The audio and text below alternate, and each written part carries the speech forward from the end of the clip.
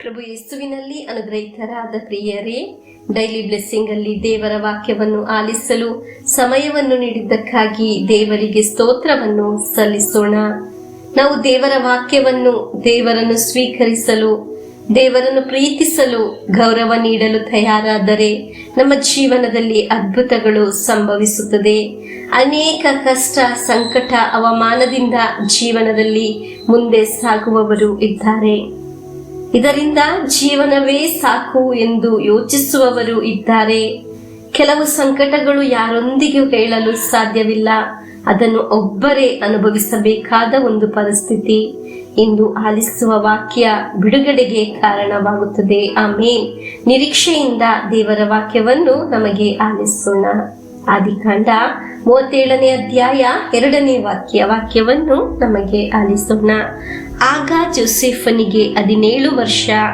ಇನ್ನು ಯುವಕ ತನ್ನ ಅಣ್ಣಂದಿರ ಜೊತೆಯಲ್ಲಿ, ಅಂದರೆ ತನ್ನ ಮಲತಾಯಿಯರಾದ ಬಿಲ್ಹಾ, ಜಿಲ್ಫಾ ಎಂಬುವರ ಮಕ್ಕಳ ಜೊತೆಯಲ್ಲಿ ಆಡು ಕುರಿಗಳನ್ನು ಮೇಯಿಸುತ್ತಿದ್ದ.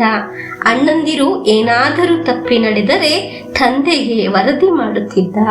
ಪ್ರಿಯರೇ, 17 ವರ್ಷದವರೆಗೆ ಜೋಸೆಫನಿಗೆ ಒಳ್ಳೆಯ ಕಾಲವಾಗಿತ್ತು. 17 ವಯಸ್ಸಿನ ನಂತರ ಲೋಕದಲ್ಲಿ ಯಾರೂ ಅನುಭವಿಸದ ನೋವುಗಳನ್ನು, ಸಂಕಟಗಳನ್ನು ಅನುಭವಿಸುವ ಒಂದು ಪರಿಸ್ಥಿತಿ ಉಂಟಾಯಿತು.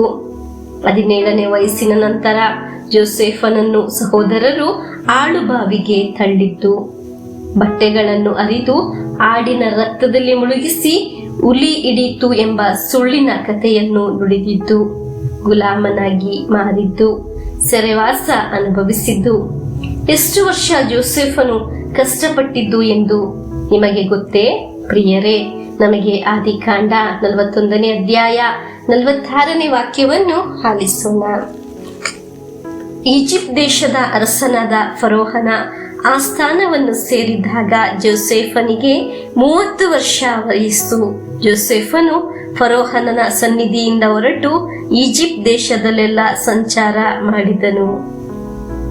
ಪ್ರಿಯರೇ, 17ನೇ ವಯಸ್ಸಿನಿಂದ ಪ್ರಾರಂಭವಾದ ಕಷ್ಟ, ಸಂಕಟಗಳು ಸುಮಾರು 30 ವರ್ಷ ಅವನಿಗೆ ಆಗುವ ತನಕ ಅನುಭವಿಸಬೇಕಾಯಿತು. ಸುಮಾರು 13 ವರ್ಷ ಕಾಲ. ಪ್ರಿಯರೇ, ಈ ಸಮಸ್ಯೆ, ಈ ಕಷ್ಟ, ಈ ನೋವು ಜೋಸೆಫನನ್ನು ನಾಶ ಮಾಡಿತ್ತು. ಅವನು ಕುಗ್ಗಿ ಹೋದನು ಎಂದಲ್ಲ. ನಾವಾದರೂ ಹೇಳುತ್ತೇವೆ, ನನ್ನ ಜೀವನ ಹೋಯಿತು, ನನಗಿನ್ನು ಏನು ಮಾಡಲು ಸಾಧ್ಯವಿಲ್ಲ ಎಂದು. ಆದರೆ ಯೋಸೆಫನು ಈ ಕಷ್ಟ, ಸಂಕಟ ಎದುರಿಸಿದ್ದು ದೇವರಲ್ಲಿ ಆಶ್ರಯಿಸಿ ಆಗಿದೆ. ಆಮೇನ್. ದೇವರಲ್ಲಿ ಇರುವ ಸಂಬಂಧದಲ್ಲಿ ಆಗಿದೆ. ಹಾಲೆಲೂಯ. ಜೋಸೆಫನು ಹೇಳುತ್ತಾನೆ, ನೀವು ನನಗೆ ಕೆಡುಕು ಮಾಡಿದ್ದೀರಿ, ಆದರೆ ದೇವರು ನನಗೆ ಒಳಿತು ಮಾಡಿದರು ಎಂದು. ಪ್ರಿಯರೇ, ಇಂದು ಹೀಗೆ ಆಗಿದೆ. ನಮ್ಮ ಜೀವನ ಸಂಕಟಗಳು ಅದು ನಮ್ಮ ಜೀವನದ ಕೊನೆ ಅಲ್ಲ. ಉನ್ನತಕ್ಕೆ ಏರಲು, ಗುರಿಯನ್ನು ತಲುಪಲು ಮೆಟ್ಟಿಲುಗಳು ಆಗಿ ಬದಲಾಗುತ್ತದೆ. Hallelujah, amen. ಈ ವಾಕ್ಯ ಆಲಿಸುವ ನೀವು ಯಾವ ಅವಸ್ಥೆಯಲ್ಲಿ ಆದರೂ ದೇವರಲ್ಲಿ ಆಶ್ರಯಿಸಿ ವಿಶ್ವಾಸಿಸೋಣ. ಜೋಸೆಫನ ಜೀವನ ರೀತಿ ಎಲ್ಲರಿಗೂ ಆಶ್ಚರ್ಯ ಎನ್ನುವ ರೀತಿ ನಮ್ಮ ಜೀವನದಲ್ಲಿ ಅದ್ಭುತಗಳು ಸಂಭವಿಸುತ್ತದೆ. ಆಮೇನ್. ಇಂದು ಆಲಿಸಿದ ವಾಕ್ಯದ ಅಭಿಷೇಕ ನಮ್ಮ ಜೀವನದಲ್ಲಿ ಉಂಟಾಗಲಿ ಎಂದು ಪ್ರಾರ್ಥಿಸೋಣ. ಪ್ರಭು ಯೇಸುವಿನ ಆಶೀರ್ವಾದವನ್ನು ನಮಗೆ ಸ್ವೀಕರಿಸೋಣ. ಈ ಕಷ್ಟ, ಈ ಸಂಕಟ, ಈ ನೋವು, ಈ ರೋಗ ನಮ್ಮನ್ನು ಸೋಲಿಸುವುದಿಲ್ಲ ಪ್ರಿಯರೇ. ದೇವರು ನಮ್ಮನ್ನು ಗುರಿ ತಲುಪಿಸುತ್ತಾರೆ. ಆಮೆನ್.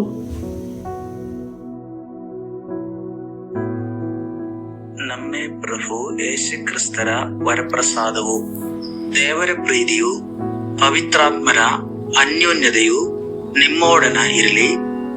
ರೋಗದಿಂದ, ಅಪಘಾತದಿಂದ, ವಂಚನೆಯಿಂದ, ನಿರಾಶೆಯಿಂದ ಸ್ವರ್ಗದ ದೇವರು ನಿಮ್ಮನ್ನು ಅದ್ಭುತವಾಗಿ ಸಂರಕ್ಷಿಸಲಿ.